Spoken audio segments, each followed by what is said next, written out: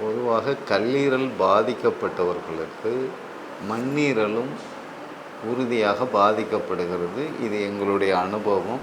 அந்த கிரியேட்டினின் ஏற ஏற லிவரும் கல்லீரலும் பாதிக்கப்படும், மண்ணீரலும் பாதிக்கப்படும் என்பது. புகைப்பிடிப்பது, கஞ்சா பிடிப்பது, பான்பரா, குட்கா போன்ற போதை வஸ்துக்களை போட்டுக்கொள்வது, போதை ஊசிகளை நீண்ட காலம் ஓராண்டுக்கு மேலாக எடுத்துக்கொள்வது. பொதுவாக ஆரோக்கியமாக வாழ வேண்டும் என்று நினைப்பவர்கள் ரீஃபைண்ட் ஆயில் எடுத்துக்கொள்ளாமல் நாட்டுச்செக்கு, நல்லெண்ணெய், கடலை எண்ணெய்களை பயன்படுத்துவது அடிக்கடி சோர்வு உண்டாகும், எடை குறையும், கண், தோல் இவைகளெல்லாம் மஞ்சள் நிறமாக மாறும். இது health cafe Tamil YouTube channel பார்வையாளர்களுக்கு மருத்துவரும் ஆரோக்கியம் ஹாஸ்பிட்டல் நிறுவனருமான பண்ருட்டி ஐயனாரின் அன்பான வணக்கங்கள். இந்த பதிவிலே நாம் கல்லீரல் சம்பந்தப்பட்ட வியாதிகளை, அது ஏன் வருகிறது, அதற்கு காரணங்கள் என்ன, அறிகுறிகள் என்ன, எப்படி நீக்கிக் கொள்வது என்பன போன்ற விவரங்களை விரிவாக பார்க்க இருக்கின்றோம்.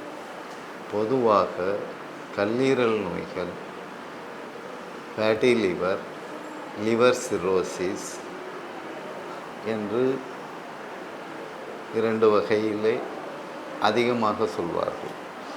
பித்தப்பை பாதிப்பினாலும் கல்லீரல் பாதிக்கப்பட்டு கல்லீரல் நோய் வரும்.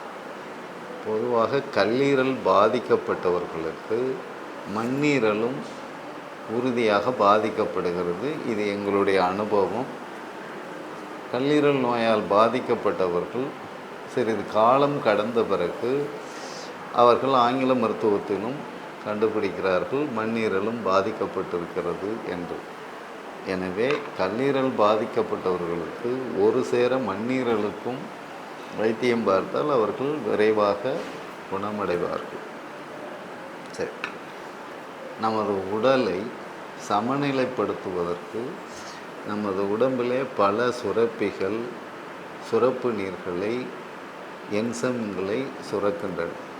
அதிலே கணையம் கணைய நீரை சுரக்கிறது, பித்தப்பை பித்த நீரை சுரக்கிறது, மண்ணீரல் செரிமான சுரப்பு திரவங்களை சுரக்கின்றன. இவைகளுக்கெல்லாம் அந்த சுரப்பு நீர்கள் ஒரு இடத்துக்கு சென்று சேர்வதற்கு குழாய்கள் உண்டு. ஆனால் நாளமில்லா சுரப்பிகள் என்று சொல்லப்படுகின்ற பல சுரப்பிகள் நமக்கு சுரப்புகளை சுரந்து, போதிய அளவுக்கு சுரப்புகளை சுரந்து நமது உடலை சமநிலைப்படுத்துகின்றன. இவ்வாறு உடலை சமநிலைப்படுத்த சுரப்பு திரவங்களை, என்சைம்களை அதிகமாக சுரக்கின்ற ஒரு உறுப்பு கல்லீரலாகும். எனவே நாம் கல்லீரலில் முக்கியமாக கவனம் செலுத்த வேண்டும்.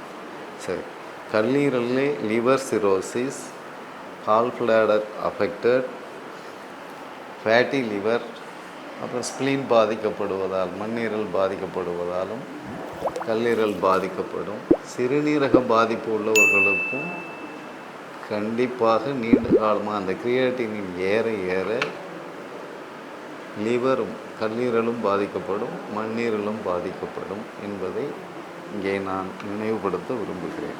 சரி, கல்லீரல் நோய்கள் எப்படி வருகின்றன என்றால், மது அருந்துவது மிக மிக முக்கிய காரணமாக இருக்கின்றது.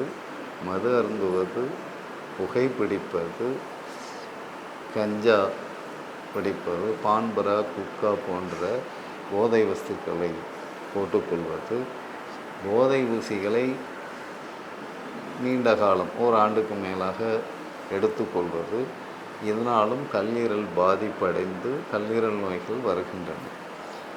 எந்த ஒரு நோய்க்கும், இதய நோயாக இருந்தாலும் சரி, சர்க்கரை நோயாளியாக இருந்தாலும் சரி, ஹை பிபி என்கிற பிளட் ப்ரெஷர் நோய்க்கும் சரி 10 ஆண்டுகளுக்கு மேலாக நீங்கள் அலோபதி மருத்துவம் செய்து கொள்கிறீர்கள் என்றால் கண்டிப்பாக அவை லிவரை பாதிக்கின்றன என்று அலோபதி மருத்துவர்களே ஒத்துக்கொள்கிறார்கள்.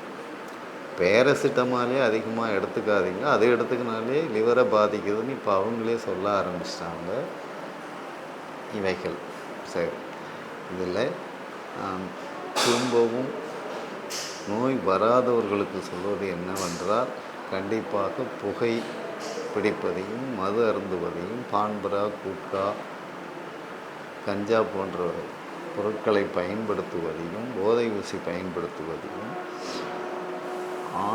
அதாவது வைகரா மாத்திரைகளை பயன்படுத்துவதையும் தவிர்த்து இயல்பாக இருந்து மற்ற சுகங்களை அனுபவிங்கள். இல்லாவிட்டால் கல்லீரல் உறுதியாக பாதிக்கப்படும் என்பதை இங்கே இந்த பார்வையாளர்களுக்கு எச்சரிக்கையாகவே தெரிவித்துக் கொள்கின்றேன்.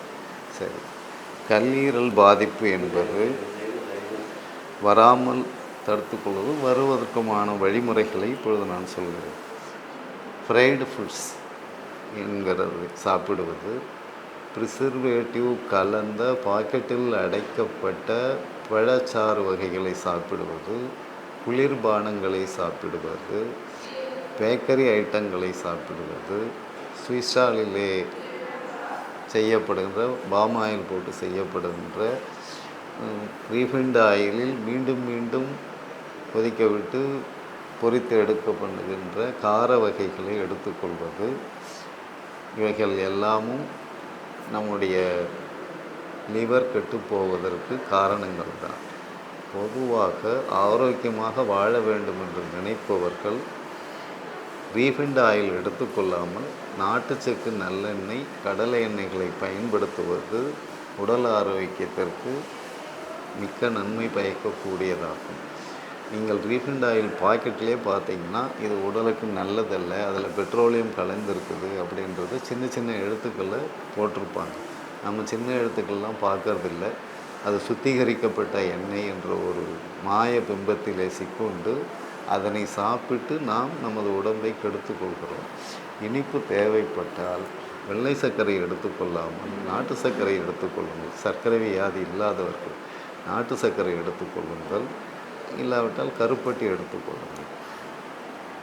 இப்படியெல்லாம் இருந்தால் கல்லீரல் நோய் மட்டுமல்ல, உடலில் எந்த நோயும் வராமல் நீங்கள் கண்டிப்பாக தடுத்து நல்ல ஆயுளோடு மருத்துவ செலவின்றி ஆரோக்கியமாக வாழ முடியும். இவைகளை அதிகமாக எடுத்துக்கொண்டால் இந்த நோய்கள் எல்லாம் வந்து அவஸ்தைப்பட வேண்டியிருக்கும் என்பது தெளிந்த ஓர் உண்மைதான். சரி, பொதுவாக கல்லீரல் நோய்கள் உண்டானால் என்னென்ன அறிகுறிகள் தெரியும்? பசி குறையும். ஏன்னா ஜீரண என்சைம்கள் குறைவதால், சுரப்பு குறைவதால் பசி குறையும். அடிக்கடி சோர்வு உண்டாகும், எடை குறையும், கண், தோல் இவைகளெல்லாம் மஞ்சள் நிறமாக மாறும். இது பித்தப்பை பாதிக்கப்பட்ட நிலையிலே வருவது. கல்லீரல் அதிகம் பாதிக்கப்படும் போது பித்தப்பையும் கண்டிப்பாக பாதிக்கப்படும்.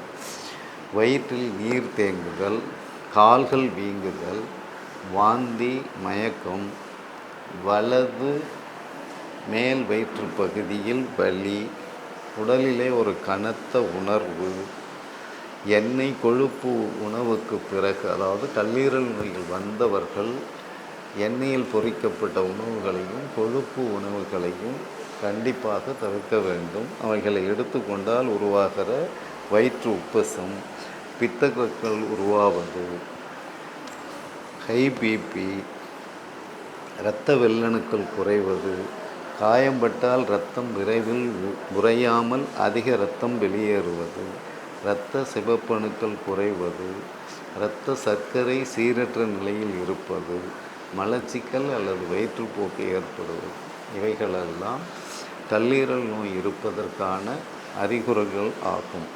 சரி, இந்த நோய்களை தெரிந்து கொள்வதற்கு எல்எஃப்டி எனப்படுகின்ற லிவர் ஃபங்க்ஷன் டெஸ்ட் எடுக்கிறார்கள். இது இல்லாமல் அல்புமின் இருக்கிறதா, பிலிருபின் இருக்கிறதா, பிளேட்லெட் கவுண்ட் எந்த அளவிலே இருக்கிறது என்று பார்த்தும் இரத்த பரிசோதனை மூலமாக தெரிந்து கொள்ளலாம். அடிவயிறு ஸ்கேன் செய்தும் தெரிந்து கொள்ளலாம். கல்லீரல் புற்று தெரிந்து கொள்வதற்காக, கல்லீரலிலே உண்டாகிற புற்றை தெரிந்து கொள்வதற்கு பயாப்சி எடுத்து சோதிப்பது, வயிற்றில் சேரும் திரவங்களை, இந்த ஃப்ளூயிட் என்கிற திரவங்களை எடுத்து சோதித்து பார்ப்பது, இவைகள் மூலமாக கல்லீரலுடைய பாதிப்பை நாம் தெரிந்து கொள்ள முடியும். சரி, தங்களுக்கு கல்லீரல் நோய்கள் எந்த நிலையில் இருந்தாலும் நீங்கள் கால் பங்காவது சாப்பிடுகின்றீர்கள், சாப்பிடுகின்ற உணவு செரிக்கிறது என்றால் அது கல்லீரல் புற்றுநோயே இருந்தாலும் சரி, மற்ற காரணங்களால் இருந்தாலும் சரி, எங்களிடம் வந்து நீங்கள் சிகிச்சை பெற்று தங்கி சிகிச்சை பெற்று பூரணமாக குணமடைய முடியும். தஞ்சாவூரில் ஒரு அம்மையாருக்கு 62 வயது உடைய ஒரு அம்மையாருக்கு அங்கே உள்ள ஒரு மருத்துவமனையில் இவருக்கு லிவர் 100% பாதித்து விட்டது என்று சொல்லிவிட்டார்கள். அந்த நிலையிலே என்னிடம் அலைபேசியிலே தொடர்பு கொண்டு கேட்டார்கள். நான் அப்பொழுது அவர்களுக்கு என்ன சொன்னேன் என்றால், 100% எந்த ராஜ உறுப்பும் பாதிக்கப்பட்டு விட்டால் உயிரோடு இருக்க முடியாது. கல்லீரல் பாதிக்கப்படும் பொழுது அதை சுற்றி ஒரு அழுக்கு சேர்வதால் அந்த பாதிப்பின் விளைவாக இந்த எடுக்கிற ஸ்கேன் அதனுடைய கதிர்கள் அந்த அழுக்கை ஊடுருவ முடியாமல் கல்லீரல் முழுசும் பாதிக்கப்பட்டு விட்டதாக காட்டுகின்றது. இந்த கருவி காட்டுவதை நம்பி அலோபதி மருத்துவர்கள் இப்படி சொல்லிவிட்டார்கள். இது சாதாரணமாக யோசிப்பவர்களுக்கே தெரியும். 100% பாதிப்பு எந்த ஒரு ராஜ உறுப்பு பாதித்தாலும் மனிதன் உயிரோடு இருக்க முடியாது. அந்த அம்மையாருடைய உறவினர்கள் என்னை விசாரிக்கும் பொழுது சாப்பிடுகிறாரா என்று கேட்டேன். ஒரு இட்லி சாப்பிடுகிறார் என்று சொன்னார்கள். வீக்கம் இருக்கிறதா என்று கேட்டேன். காலில் வீக்கம் இடுப்பு வரை இருக்கிறது என்று சொன்னார்கள். நீங்கள் அழைத்து வாருங்கள், நாங்கள் இங்கே தங்கி சிகிச்சை கொடுத்து அவரை நாங்கள் நலமாக்கி தருகிறோம் என்று சொன்னோம். அவர்கள் அடுத்த நாளே வந்தார்கள். 12 நாட்கள் மட்டுமே அந்த அம்மையார் இங்கு இருந்து இடுப்பில் இருந்த வீக்கம், அவருக்கு முகத்திலும் வீக்கம் இருந்தது, உடல் முழுவதுமே வீக்கம் இருந்தது. இயல்பாக சாப்பிடுகிற நிலையை 4 நாட்களிலே அவர்கள் அடைந்து 12வது நாள் வீட்டுக்கு போகணும்னு போயிட்டாங்க. இன்னி வரைக்கும் அவங்க நல்லா இருக்கிறாங்க. ஆனால் எங்கள்கிட்ட தொடர்ந்து மருத்துவம் செய்து கொண்டிருக்கிறார்கள். 6 மாத காலமாக அவர்கள் மருத்துவம் செய்து கொண்டிருக்கிறார்கள். ஆகவே கல்லீரல் பாதிப்பு நோய் ஏற்பட்டவர்கள், மண்ணீரல் பாதித்திருந்தாலும் சேர்த்தே சொல்கிறேன், பாதிப்பு ஏற்பட்டிருந்து 6 மாதத்திற்குள்ளாக இங்கே தங்கி சிகிச்சை பெறுவது 1 மாதம் போதுமானது. 6 மாதத்திற்குள்ளாக நீங்கள் பூரணமாக குணமடையலாம். இரத்த பரிசோதனை மூலமாகவும் சரி, ஸ்கேன் செய்து பார்ப்பதன் மூலமாகவும் சரி, பூரணமாக குணமடையலாம். ஆனால் லிவர் நோயும் இருந்து மண்ணீரல் நோய், இந்த 2 பற்றி பிரச்சனை இல்லை. இது இல்லாமல் மற்ற நோய்கள் உடன் சேரும் பொழுது நீங்கள் பூரணமாக குணமாகிற காலம் ஓரிரு மாதங்கள் நீட்டித்து செய்ய வேண்டியதாக இருக்கும் என்பதனை தங்களுக்கு இந்த பதிவின் மூலமாக தெரிவித்துக் கொள்கிறேன். எங்களுக்கு சுலபமான வைத்தியமாக இந்த கல்லீரல் பாதிப்பு நோயும் உள்ளது. அதாவது மற்ற நோய், புற்றுநோய் என்று ஏற்படுமையானால் அது ஆளுக்கால ஒரு மாதிரி இருக்குது. ஆனால் கல்லீரல் பாதிப்பு நோய் என்பது எங்களுக்கு சுலபமான ஒரு நோயாக உள்ளது. எப்படி சொல்கிறேன் என்றால், இங்கே பலர் தண்ணி குடித்தா கூட வாந்தி வருது என்று பலர் வந்திருக்கிறார்கள். அப்படி வாந்தி வருபவர்களை மஞ்சட்காமாலையாலோ இல்லை கல்லீரல் பாதிப்பினாலேயோ அது மாதிரி ஒரு நிலையை அடைந்து வருபவர்களை நாங்கள் 5 மணி நேரத்தில் மருந்து கொடுத்து தண்ணீரை குடிக்க வைப்பதில் மட்டும் இல்லாமல் திரவ வடிவிலான உணவை சாப்பிட வைக்கிறோம். அடுத்த நாள் அவங்கள் ஒரு திட உணவை ஒரு 20% எடுக்கிறார்கள். 5-6 நாட்களிலேயே அவர்கள் தங்களது வயிற்றுக்கு தேவையான அளவுக்கு உணவுகளை எடுத்துக்கொள்கிறார்கள். இந்த நிலையை நாங்கள் உறுதியாக வேறு எந்த மருத்துவ முறையிலும் தண்ணி குடித்தா கூட பிஸ்கட் சாப்பிட்டா கூட வாந்தி எடுக்கிறாங்கன்றத 5 மணி நேரத்துக்குள்ளே அதை நிறுத்துறதுன்றது வேறு எந்த வைத்திய முறையிலும் இல்லை. எங்களுடைய அனுபவத்தின் அடிப்படையில் நாங்கள் செய்கின்ற அலோபதி மருத்துவம் இங்கே கிடையாது. ஹோமியோபதி மருத்துவம், சித்த மருத்துவம், ஆயுர்வேத மருத்துவம், இது இல்லாமல் நாங்களே பிரத்யேகமாக தயாரிக்கின்ற மலர் மருந்துகளை கொண்டு சிகிச்சை அளிப்பதாலும் அக்குபஞ்சர் செய்வதாலும் லிவர் பாதிக்கப்பட்டவர்களுக்கு நாங்கள் வர்மா ரெஃப்ளெக்ஸ் பாத அழுத்த சிகிச்சைங்கிற ரெஃப்ளெக்ஸ் சிகிச்சையும் வர்மா என்கிற நரம்பு சிகிச்சையும் அளிப்பதில்லை. மற்ற மருத்துவ முறைகளை கையாண்டு தங்களை விரைவிலேயே குணமாக்கி தருகிறோம்.